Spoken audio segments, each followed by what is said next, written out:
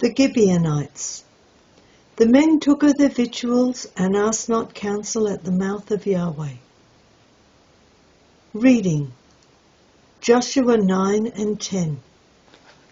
Objective: to show the need to obey God's commandments and seek His guidance in all areas of life.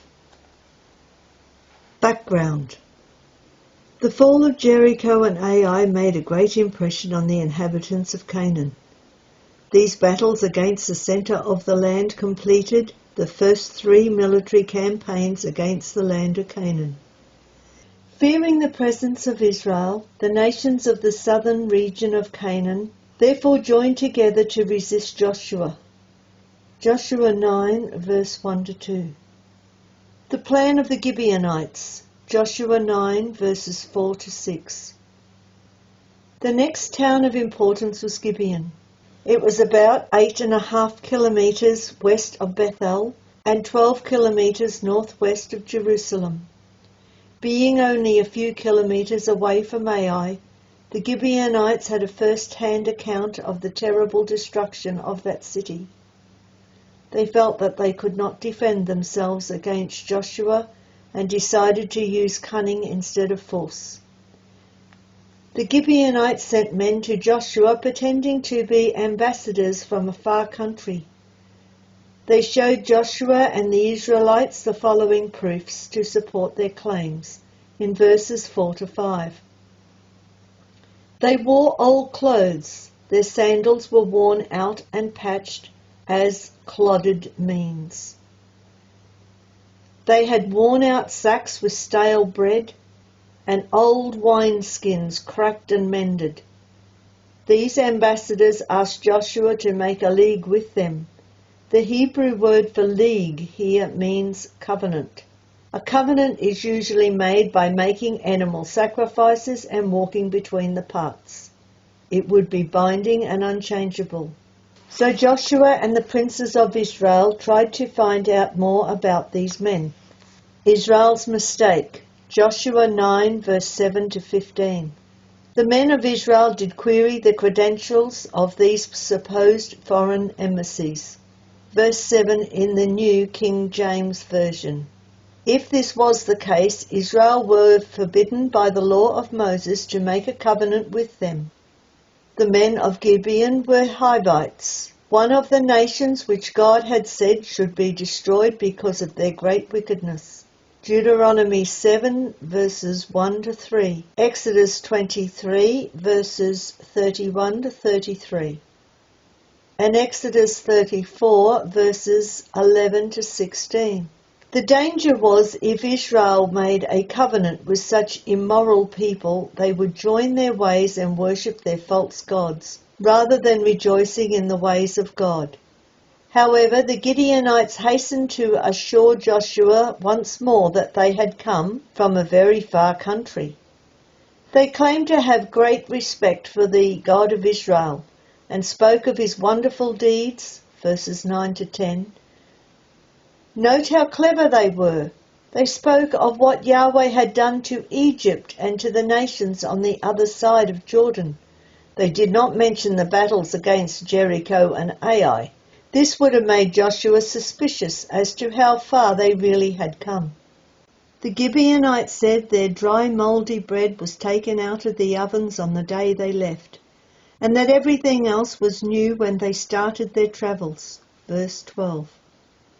The Israelites were convinced. They made a covenant not to destroy the nation from which these men had come.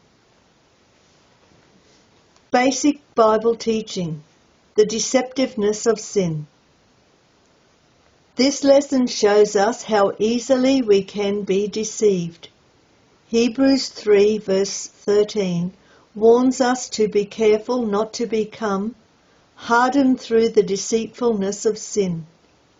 This means that sin can wear us down. We can start off saying no very strongly, but can then be swayed by what we see or hear. The danger is that having been deceived into sinning, it will be easier the next time, until our hearts are hardened and sin becomes a way of life. Let us remember Jeremiah's words. The heart is deceitful above all things and desperately wicked. Verse 17, verse 9. This is the opposite of the world's teaching. Humanism states that man is basically good. Deception discovered. Joshua 9, verse 16 to 27. 3 days later, the army of Israel approached the cities of the Gibeonites. They made ready for war. They were surprised when they found that their visitors from a far country were their neighbours. The Israelites became angry, and the entire congregation spoke against their leaders for making such a mistake. Verse 18. But the covenant had been made and had to be respected. As a punishment, the Gibeonites were made servants to the Israelites, to cut their wood and carry their water. The Gibeonites were degraded, but for their part they saved their lives and their cities. They could do nothing but accept the curse and the punishment given by Joshua. Verse 23. Here Joshua and the princes acted correctly. We have sworn unto them by Yahweh, God of Israel. Now therefore we may not touch them. Verse 19. They did not go back on the covenant that they had made before God, even though the people were so angry with them. A characteristic of those who inherit the kingdom is, he that sweareth to his own hurt and changeth not. Psalms 15 verse 4. Principle for living, asking for God's advice. Israel should have been more careful and sought God's instructions. But if such a faithful man as Joshua could be deceived by what he saw and heard, so can we. Rather than trust his own judgment, he should have asked God in prayer. Remember, friendship of the world is enmity with God. James 4 verse 4. Covenants and even social friendships with nice people of the world can have disastrous results. We have to be in the world, but not of the world. John 17 verse 11 to 16. Working faithfully each day at school or work. Not being led along or deceived into sin by those who do not know Yahweh. We need to remember how easily Eve was swayed from the path of truth by what the serpent said and by what she saw. She then deceived Adam by her words. Let us learn the lesson and remember to always ask God for his direction and search the scriptures for God's advice and principles, especially when in doubt about a matter. If we read God's word every day, we will become familiar with how God thinks. Trust in Yahweh with all thy heart, and lead not unto thine own understanding. In all thy ways acknowledge him, and he will direct thy paths. Proverbs 3 verses 5 to 6. Attack on Gibeon. The Battle of Beth Horon, Joshua 10. News soon spread of the defeat of Jericho and Ai, and of the alliance Gibeon had made with Israel, verse 1. Gibeon was a great city with mighty men, and the 5 kings of the south were afraid. Adon-Zedek, the king of Jerusalem, organized the other 4 Amorite kings of Hebron, Jarmuth, Lachish, and Ekron to fight against Israel. The 5 kings chose Gideon as the first line of attack because it made peace with Israel, verse 4. It guarded the pass of Beth Horon, which Israel had to control in order to conquer the south of the land. The 5 kings made camp near Gibeon, and the Gibeonites immediately appealed to Joshua for help. With God's blessing, Joshua responded. He decided to march right through the night from his camp at Gilgal, east of Gibeon. In the morning, with the sun behind them but in the eyes of their enemies, Israel attacked. The enemy was taken by surprise. Yahweh confused them before Israel and smote them with a great slaughter at Gibeon. In verse 10.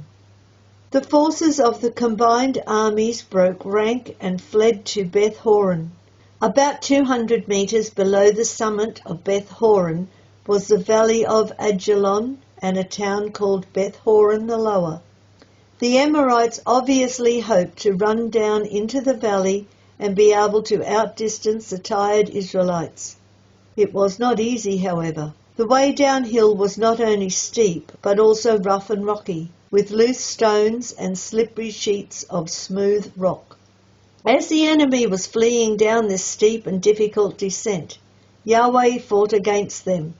He sent a storm of hailstones, so large that they killed many of the enemy. Verse 11. But Joshua was running out of daylight to slay the entire enemy. He prayed, "Sun, stand thou still upon Gibeon, and thou moon in the valley of Ashkelon." Verse 12. Yahweh heard him and granted Joshua's request. God caused the sun to stand still in the heavens over Gibeon in the east, instead of setting in the west, and the moon remained over the valley of Ashkelon. What a wonderful miracle! And what a lesson to Joshua and to all the people of Israel of what can be achieved when we seek God's help, as contrasted with the deception of the Gibeonites. And there was no day like that before it or after it, that Yahweh hearkened unto the voice of a man, for Yahweh fought for Israel. Verse 14. The end of the southern campaign. Joshua 10 verses 15 to 43. The Amorite kings had reached the valley of Ajalon and hid in a large cave at Makkedah. Verse 16 to 17. Joshua commanded some of his soldiers to roll large rocks up to the mouth of the cave, and left some men there to guard it. Joshua and his army continued to chase after the rest of the southern army, until almost every soldier was destroyed. Verse 18 to 21. Joshua then returned to Makkedah, and the kings were killed. Before doing this, Joshua told the captains of his army to put their feet on the necks of the kings, and told them, "Fear not, nor be dismayed. Be strong and of good courage. For thus shall Yahweh do to all your enemies against whom ye fight." Verse 24 to 25. This was a symbol of victory and triumph. Joshua's words would have been a great encouragement to his army for the battle still to come. Following this, Joshua and his men defeated and destroyed Makkedah, Libnah, Lachish, Ekron, Hebron, and Debir. Joshua 10 verses 28 to 43. As Joshua had said, God delivered all those places into Israel's hands. Verse 42. The whole of the southern area of Canaan was now under their control. Summary. The Gibeonites were afraid when they heard how Israel had defeated Ai. They set up a plan which tricked Joshua and the elders of Israel into making a covenant with them. When the deception was discovered, Gibeon was spared, but they became servants to Israel. Joshua and his army then captured the south of the land in a campaign against a confederacy of 5 kings. A further look at the Battle of Beth Horon. God's intervention in the Battle of Beth Horon was a type of the victories Christ will achieve. When Christ returns to overthrow the kingdoms of men, God will again send down hailstones on the enemy. Ezekiel 38 verse 22 and Revelation 16 verse 21. The miracle of the sun and moon is referred to in the prophets as a type of the victory of Christ, when he will come against the enemy in the possession of Jerusalem. Isaiah 28 verse 21, Habakkuk 3 verse 11, and Zechariah 14 verse 3. A further look at putting feet on the necks of enemies. Consider Paul's words in 1 Corinthians 15 verse 24 to 25. In 1 Corinthians 15 verse 27, Paul quotes from Psalms 8, where it speaks of the Son of Man having dominion over all things. The Son of Man is the Lord Jesus Christ. The dominion was first promised to man in Genesis 1 verse 26, but Adam lost it when he sinned. How did Christ regain it? By first having the dominion or victory over sin. So Joshua was showing the people that they had won a victory over nations who were a complete representation of sin. When they put their feet on the necks of the kings, these men became their footstool. Psalm 110 verse 1 speaks of the day when Christ will return and make his enemies his footstool. David spoke in Psalms 18 verse 40 of Yahweh giving him the necks of his enemies. These lessons are the words taken from the Christadelphian Sunday School Association notes, www.cssa.asn.au, used with permission.